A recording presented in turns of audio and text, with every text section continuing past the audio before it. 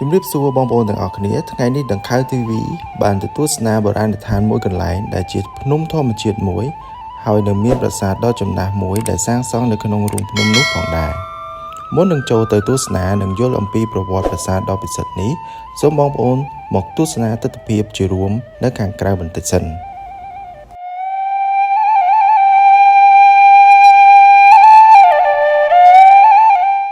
សូមភ្ជាប់រឿងវត្តដែលស្ថិតនៅជើងភ្នំបន្តិចវត្តគិរីសាស្រង់គឺជាវត្តអារាមមួយដែលស្ងប់ស្ងាត់ពុំសូវមានពុទ្ធបរិស័ទមកធ្វើបុណ្យច្រើនទេដោយកម្រមានអ្នកមកដល់ទីនេះជាហេតុធ្វើឲ្យទីអារាមមួយនេះខ្វះខាតជាខ្លាំង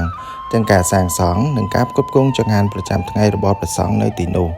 ព្រះចៅអធិការព្រះនាមសនពេជ្រមានពុទ្ធកាថាមួយថ្ងៃមានពុទ្ធបរិស័ទមិនដល់3នាក់ផងដែលមកធ្វើបុណ្យនៅវត្តនេះថ្ងៃខ្លះពុំមានមនុស្សមកតែម្ដងព្រះវិហារទើបតែសាងសង់នឹងទីអាសនៈនានាគឺបានបច្ច័យសាងសង់មកពីញាតិញោមដែលមកពីចម្ងាយតែប៉ុណ្ណោះអ្នកខ្លះបានមកបន់ស្រន់ក្រោយមកបានដោយបំណងក៏បានចូលជាបច្ច័យនិងជាស៊ីម៉ងមួយចំនួនដើម្បីកសាងសមិទ្ធផលទាំងនោះដោយតាមការសន្យាថ្វាយចំពោះបរមីនៅទីវត្តនេះព្រះចៅអធិការសូមអំពាវនាវដល់បងប្អូនទាំងអស់ទាំងក្នុងនិងក្រៅប្រទេសអញ្ជើញមកធ្វើបុណ្យក៏បានច្រើនកកក៏ដូចជាមកទស្សនាប្រាសាទបុរាណបុរេអង្គរផងដែរភ្នំនេះមានទីតាំងនៅព្រំប្រទល់ឃុំដងទុងនិងឃុំបន្ទាយមាសស្រុកបន្ទាយមាសខេត្តកំពតបើយើងធ្វើដំណើរពីភ្នំពេញទៅខេត្តកែបតាមស្រុកបន្ទាយមាសនៅខាងស្ដាំដៃចូលតាមផ្លូវរោងចក្រស៊ីម៉ង K Cement ខេត្តកំពតចម្ងាយប្រហែល6គីឡូម៉ែត្រពីផ្លូវជាតិយើងនឹងមកដល់វត្តមួយឈ្មោះថាវត្តគិរីសាស្រង់នៅក្បែរវត្តនោះយើងនឹងឃើញកាំជណ្ដើរឡើងទៅកាន់រូងភ្នំតែមុននឹងចូលទៅយើងត្រូវត្រៀមទៀនឬពិលព្រោះនៅក្នុងនោះគឺងងឹតមិនមានភ្លើងបំភ្លឺនោះទេ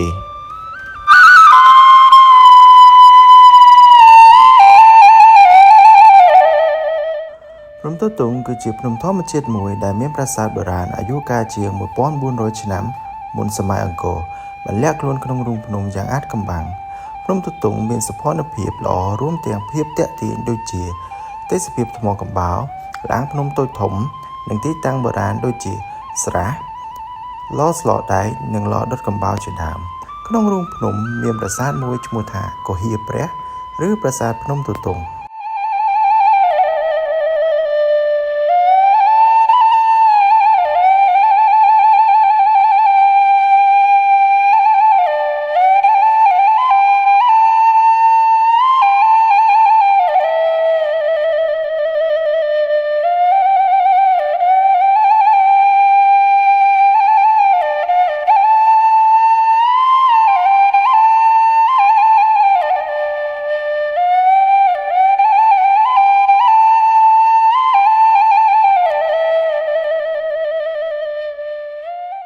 ប្រាសាទភ្នំទទុងសាងសង់នៅក្នុងអំឡុងចុងសតវត្សទី6តាមបែបព្រហ្មញ្ញសាសនាដើម្បីឧទ្ទិសដល់ព្រះសិវៈប្រាសាទនេះសង់អំពីឥដ្ឋលាយថ្មបាយក្រៀមខ្លោងទ្វារប្រាសាទសង់ពីថ្មថ្លាបណ្ដើរចំណែកនៅកំពូលប្រាសាទបើកចំហឲ្យថ្មធម្មជាតិដុះចូលយ៉ាងល្អឥតខ្ចោះនៅខាងក្នុងឃើញមានជើងទម្របង្ហូរទឹកចេញទៅទិសខាងជើងហើយបើយើងមើលទៅលើរចនាបថរបស់ផ្តែរយើងអាចសន្និដ្ឋានបានថាប្រាសាទនេះស្ថិតក្នុងសម័យរវាងនគរភ្នំនិងសម័យចេនឡានៅក្នុងរូងភ្នំមានសភាពត្រជាក់មានខ្យល់ចេញចូលល្អថ្មដូចជារូបសន្តានផ្សេងនិងសំឡេងទឹកស្រក់តក់គួរឲ្យចាប់អារម្មណ៍ការដើមឡើយប្រាសាទនៅមានសភាពល្អនៅឡើយទេតែដោយសារការជីកកោះកាយរកវត្ថុមានតម្លៃនិងរំញ័រនៃការបំផ្ទុះយកថ្មកំបោរ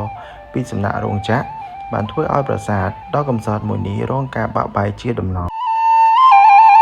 យ៉ាងណាមិញភ្ញៀវទេសចរនៅតែអាចមកលេងនិងទស្សនាបានយ៉ាងសុវត្ថិភាពព្រោះការបំទុះថ្មមានពេលមានវេលានិងនៅឆ្ងាយពីប្រាសាទvà យ៉ាងវិញទៀតក្រសួងបរិស្ថានសហការជាមួយក្រសួងវប្បធម៌និងវិចិត្រសិល្បៈនិងអ្នកពាក់ព័ន្ធរួមទាំងវិស័យឯកជនផងនោះបានស្នើសុំរដ្ឋាភិបាលបង្កើតតំបន់អភិរក្សបេតិកភណ្ឌនៅទីតាំងដែលមានប្រាសាទខាងលើសម្រាប់ជាកេរមរតកមនុស្សជាតិគ្រប់ជំនាន់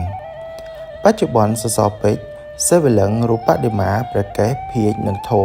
រួមនឹងលោហៈធាតុដែលមាននៅក្នុងប្រាសាទពីមុនត្រូវបានគេប្រមូលយកទៅរក្សាទុកនៅសារមន្ទីរវប្បធម៌ខេត្តកំពត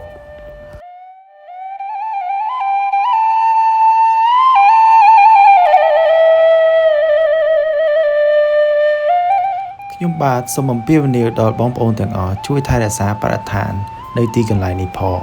នៅពេលដែលយករបស់ទៅសែនហើយសូមមេត្តាយកត្រឡប់មកវិញផង